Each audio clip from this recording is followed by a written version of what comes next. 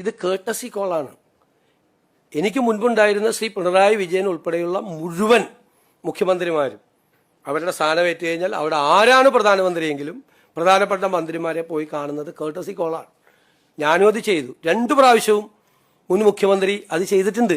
അദ്ദേഹത്തിൻ്റെ സമയത്ത് ഞാൻ ആദ്യമായിട്ടാണ് നരേന്ദ്രമോദിയെ നേരിൽ കാണുന്നത്. ഞാൻ ഉടനെ തന്നെ പറഞ്ഞു, പിണറായി വിജയൻ്റെ വീടൊന്ന് റെയ്ഡ് ചെയ്യണം നാളെ ED കൊണ്ട്. അപ്പോൾ ഉടനെ മോഡി അപ്പം തന്നെ ഫോൺ എടുത്ത് കുത്തി. എന്നിട്ട് പറഞ്ഞു, നാളെ രാവിലെ സതീശൻ വന്നിട്ട് ആദ്യമായിട്ടൊരു കാര്യം പറഞ്ഞാണ്, നാളെ രാവിലെ കംപ്ലീറ്റ് സ്ഥലത്ത് റെയ്ഡ് ചെയ്യണം. അപ്പോൾ ഞാൻ പറഞ്ഞു, ഒരു സ്ഥലത്ത് പോരാ, 12 സ്ഥലത്ത് ചെയ്യണം. ആ സതീശൻ പറഞ്ഞേക്കണത് 12 സ്ഥലത്ത് റെയ്ഡ് ചെയ്യാനാണ് പറഞ്ഞേക്കണത്. അങ്ങനെ 12 സ്ഥലത്ത് റെയ്ഡ് ചെയ്തു. ഇത് മുൻ മന്ത്രിമാരുൾപ്പെടെയുള്ള ആളുകൾ വരെ വന്ന് പത്രക്കാരോട് പറയുകയാണ്. ഞാൻ ചിരിക്കണോ അല്ല കരയണോ ഇത് കേട്ടിട്ട്? നിങ്ങളൊന്ന് ആലോചിക്കും.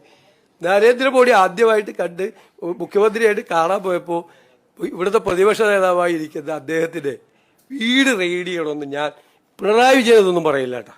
അദ്ദേഹം അങ്ങനെയൊന്നും പറയില്ല. എനിക്ക് അദ്ദേഹത്തെക്കുറിച്ച് എനിക്കൊരു റേറ്റിംഗ് ഉണ്ട് എൻ്റെ ഉള്ളിൽ. അദ്ദേഹം ഒന്നും പറയില്ല. പക്ഷെ നല്ലതാണിത്. എന്താണെന്നറിയാം, ഈ പണ്ടേ ഈ കമ്മ്യൂണിസ്റ്റുകാരെ കുറിച്ചൊരു പരാതിയുണ്ട്, ബലം പിടുത്തം കൂടുതലാണ്, സ്റ്റിഫാണെന്ന്.